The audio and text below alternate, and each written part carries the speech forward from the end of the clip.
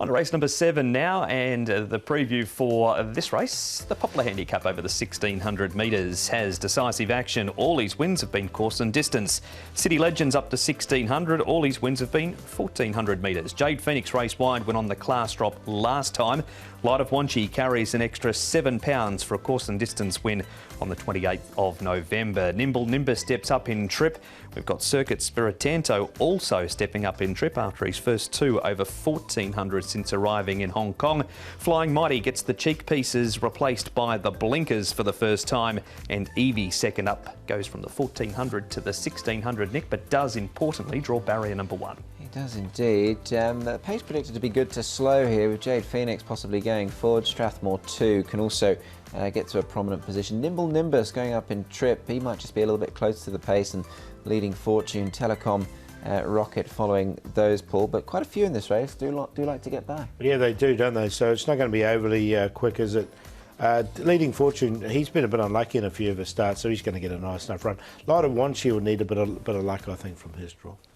Funny you should mention him, Paul, Light of Wanshi, because here he is in our first replay. He was very dominant at the end, but the speed map has him having a tough run. Yeah, look, I think he'll just need a bit of luck, I think. If he can sort of get any sort of run slot in, he's going to be tough to beat, because I thought this is a really strong win, as you said. He really stretched out nicely and won well, and the further the better for him, the way he ended up hitting the line by Ocean Park.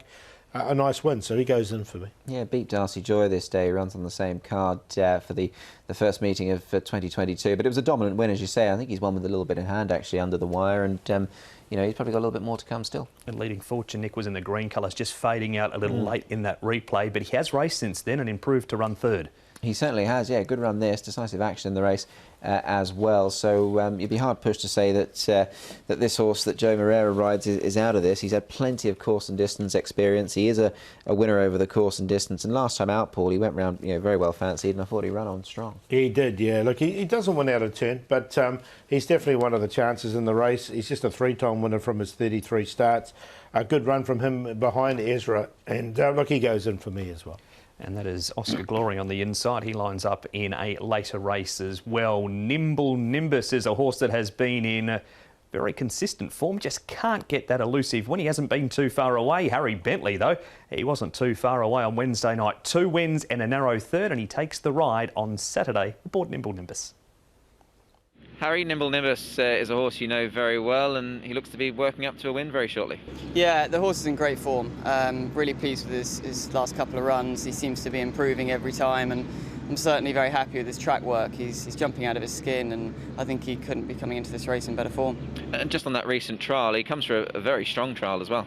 Yeah, very good trial. He did everything right, and I went over the line double-handed, so yeah, I like the way he's doing things and progressing. And how much of the cheek pieces aided him, Harry? He's had them on his last twice, and he really looks to be going through the line strongly. Yeah, I don't think they make the world of difference to him, but they just probably keep him on the straight and narrow a little bit more than if he didn't have them. The main thing for him, I think, this run is to step up to 1600. It looks to be the right thing for him. He's going through the line every time very strong, and he's going to appreciate the extra distance. And just from gate number 9, obviously probably not the ideal, but where do you see yourself sort of sitting up in trip this time around? Yeah, it's not the ideal the barrier, to be honest, but I'll see what Ricky wants me to do on the day. I imagine we'll just try and slot in probably mid-pack, and hopefully we can get in without being too wide. That would be the main aim for me, and we just need a clear run and see what we can do from there. And just on your form, obviously continuing good form, a double on Wednesday night. Nice to get everyone's victories head across the line. Also, Turin Red Star, a horse that you've had a good association with. Yeah, 2 horses that I've had a good bit of luck with this season. Turin Red Star got a lovely trip round. I know he's 3 wide, but I always felt like they were going very, very fast, and I was confident they'd come back to me. He stays very well, so that was fantastic. And then everyone's victory's been a model of consistency. I've had a few good places on him and a win, so yeah, again, thankful to the trainers as well. That is Harry Bentley, who's sitting on 8 for the season. Nick caught up with him at track work this morning. Is Nimble Nimbus the horse to beat, Paul? I think it is. Look, he's just been beaten on the bob a couple of times. The horse is going really well. I think he can get a nice position as well. I just saw where they were talking about slotting in. So he's on top, the 7. A Light of Wanshi in there for second, Leading Fortune. And Jade Phoenix, if he can get across and lead, he steps up to 1600 for the first time, but in his pedigree, it shouldn't be a problem for him. 7, 4, 13 and 3.